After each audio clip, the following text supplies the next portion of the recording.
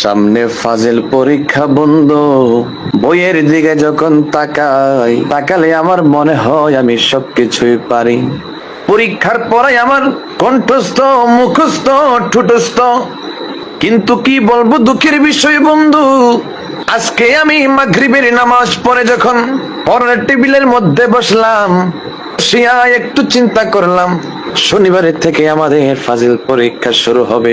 যেহেতু পড়া যখন পারি রে, একটু বইগুলো খুলে পড়াটা রিভাইজ দেই।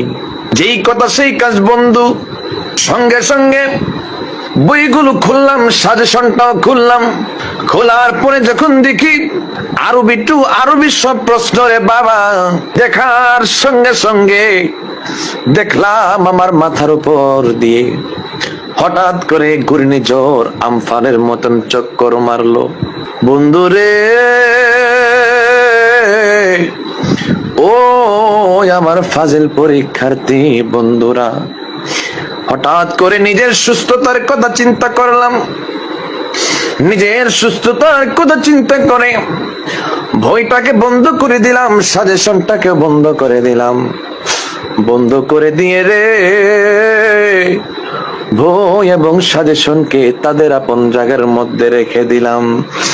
ওই আমার ফাজিল দ্বিতীয় বর্ষের বন্ধু, ওই আমার বন্ধু, তোমাদের কি অবস্থা?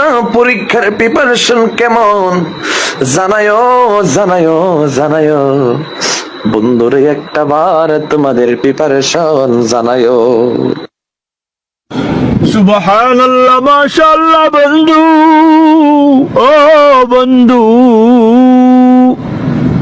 যে কোকিল কণ্ঠ সুরে তুমি আমাকে তোমার ফাজিল পরীক্ষার কথা শুনিয়েছ, বন্ধু তুমি শুনে রাখো, এমন কণ্ঠ দিয়ে যদি তুমি ওয়াজ করো রে বন্ধু, শুধু ওয়াজ নয়